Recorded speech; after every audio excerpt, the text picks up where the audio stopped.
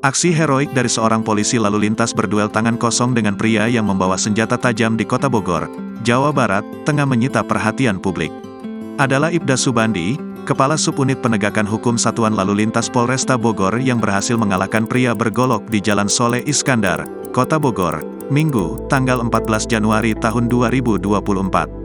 Peristiwa ini bermula pada pukul 1.15 waktu Indonesia Barat dini hari ketika Ibda Subandi tengah beristirahat setelah melakukan razia knalpot brong di kawasan Kota Bogor. Ia mendengar ada keributan di dekat Hotel Bogor Valley. Seorang pria berinisial DH rupanya tengah melukai pria lain berinisial I dengan menggunakan senjata tajam. I sudah bersimbah darah ketika Subandi datang. Selain melukai I, DH juga merusak kaca mobil di lokasi kejadian hingga warga sekitar ketakutan karena menyangka DH adalah seorang begal. DH kemudian berhadapan dengan Subandi yang hanya bermodalkan tangan kosong. Subandi yang disebut memiliki kemampuan bela diri berhasil melumpuhkan DH tanpa luka sedikitpun. Peristiwa ini dikonfirmasi oleh Kasat Reskrim Polresta Bogor Kota Kompol Lutfi Olot Gigantara yang mengatakan bahwa pihaknya telah mengamankan DH. Lutfi menjelaskan bahwa DH bukanlah seorang begal. Menurutnya, peristiwa dilatar belakangi dengan adanya cemburu dari I. Mengirim pesan ke istri DH, FF dan I sudah berteman sejak 2 bulan yang lalu dan menjalin komunikasi melalui Facebook.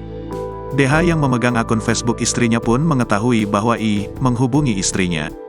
Cemburu, DH lantas meminta I untuk bertemu di sekitar Hotel Bogor Valley.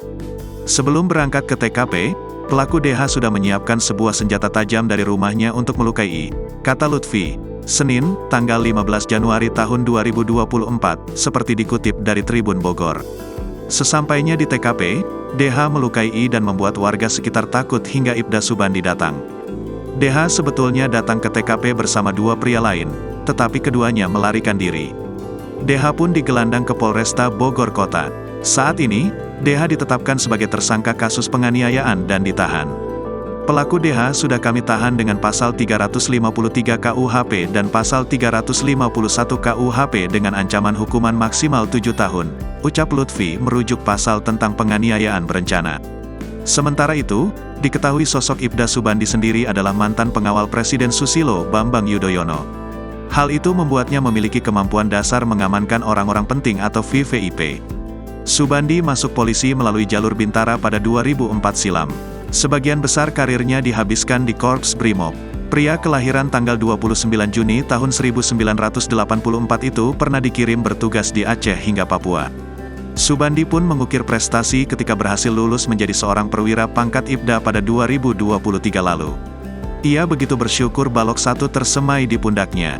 Kini ia bertugas menjadi Kasubnit 1 Gakum Satlantas Polresta Bogor Kota.